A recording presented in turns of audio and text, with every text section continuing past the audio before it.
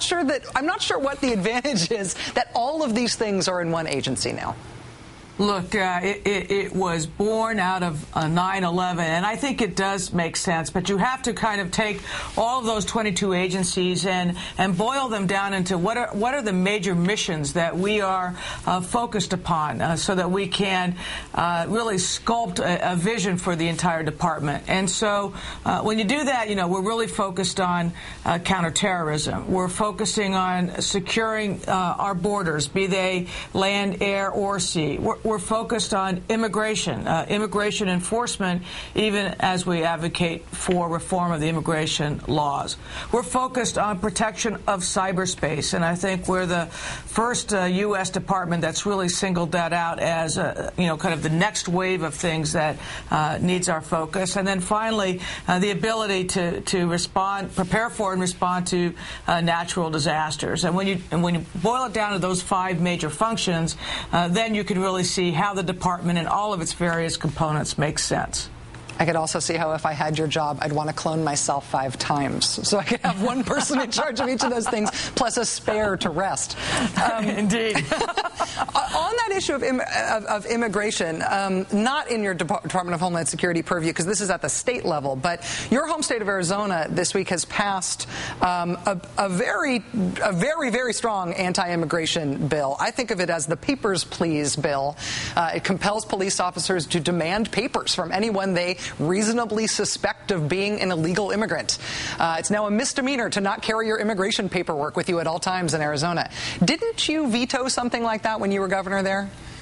I think I vetoed things like that at least twice, and I did because, first of all, immigration is primarily federal, not exclusively, but primarily federal. But secondly, it doesn't allow law enforcement to focus on where law enforcement needs to focus and to prioritize the way law enforcement needs the ability to prioritize for the protection of the public safety. There are other reasons as well, but it was no surprise to me when I was governor of Arizona that, by and large, law enforcement, the men and women who are charged with protecting public safety, oppose legislation like that. One last question for you, Madam Secretary, and I'm sure you're going to dodge it, but I'm going to ask it anyway. You ready? Wouldn't being on the Supreme Court be a great job? Well, nice try, but I'm flattered to be asked, but I'm focused on the job I have, and as you've already described, it's a big one. Secretary of Homeland Security Janet Napolitano, a very, very busy person by definition. Thank you so much for joining us tonight. I appreciate your time. Thank you for having me.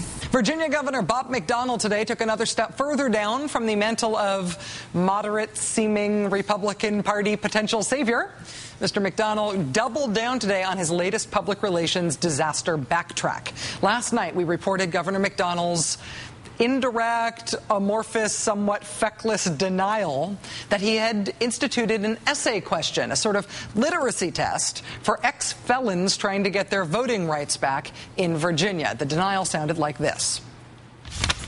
There's no essay. We've asked for just a simple statement of what the person has done in order to be reintegrated into society, a little bit about their crime, what they've done to get back into society, any community activities, and we're still in the draft stages. And I just ask people to just give us a few months. We haven't even announced the final process. We're still in the draft stages. No final process. Give us a few months. This walkback ran into evidence of Governor McDonnell's actions, which totally gave lie to that denial. This wasn't a draft policy. They have, in fact, already put it into place. They've already sent out hundreds of letters like this one to people in Virginia. See, right there under the state seal?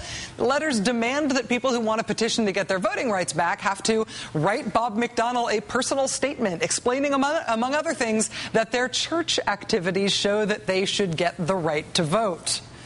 That letter explaining the new requirement has already gone out to hundreds of people in Virginia. It wasn't just a draft bad idea.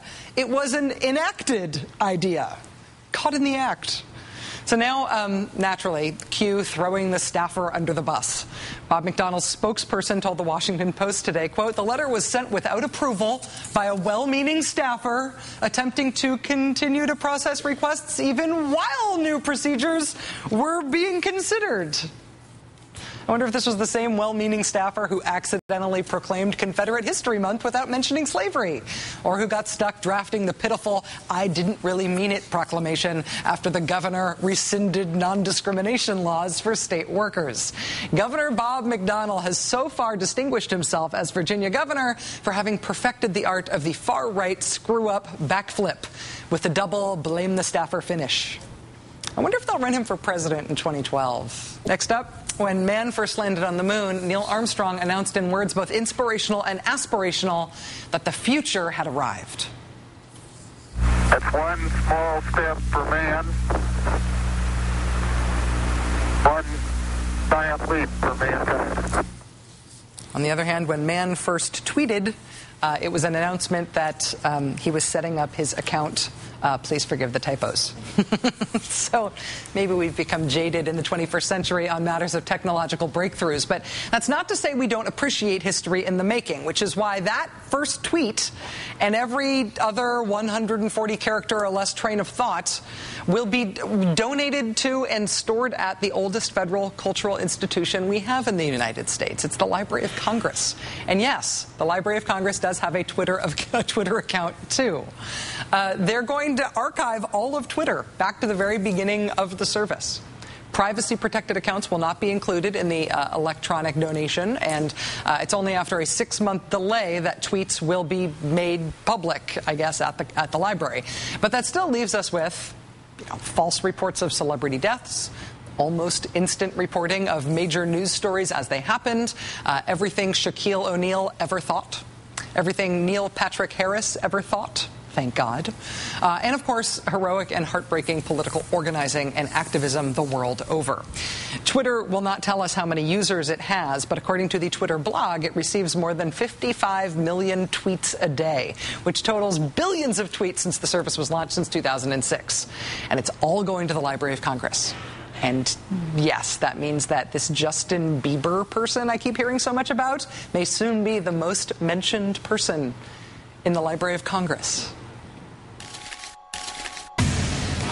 Dr. George Tiller was murdered by Scott Roeder in Kansas last year. Scott Roeder made clearer than clear after his arrest and at his trial that the goal of that murder was to stop the provision of legal abortion in the United States.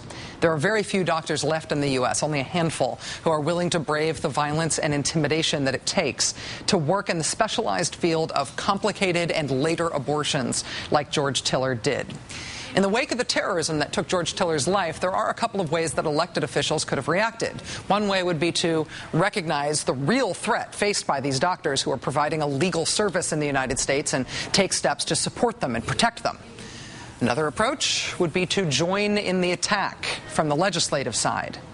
After Dr. Tiller was murdered, his friend and colleague, Dr. Leroy Carhart, who operates his own clinic in Bellevue, Nebraska, started providing some services that Dr. Tiller did before his death, but obviously could not anymore. That decision prompted groups like Operation Rescue to shift their focus. Operation Rescue, of course, had moved to Wichita, Kansas, specifically to harass Dr. George Tiller years before his death. Their new focus after Tiller was assassinated has been Dr. Carhart's clinic to specifically, quote, encourage and train pro-lifers who are working with us on this project to stop Carhart from becoming the next George Tiller. So Carhart's days in Nebraska could be numbered. How did Nebraska's elected officials react to the targeting like that of one of their constituents after another doctor who did the same thing had been murdered in Kansas? How did they react to a doctor regularly getting death threats for doing his job, a job that is legal under American law? Nebraska politicians changed the law. LB 1103, passed by a vote of 44-5 in the Nebraska legislature, signed into law yesterday by Governor Dave Fineman. It bans most abortions in Nebraska after 20 weeks on the basis of this theory of fetal pain. It's the nation's first law restricting abortions that relies on that rationale. Senator Mike Flood, Speaker of the Nebraska legislature, who sponsored the measure, said he did it as a direct attempt to stop the legal medical services provided by Dr. Carhart. He had a burden when he heard Leroy Carhart last summer upon the death of George Tiller, when he heard Leroy Carhart talk about how he wanted to make Nebraska the late-term abortion capital of the Midwest.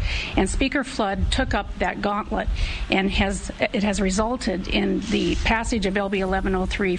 That's the executive director of Nebraska Right to Life talking about the motivation for this bill that just passed in the Nebraska legislature. And the new abortion ban in Nebraska will take effect on October 15th unless the courts stop it first.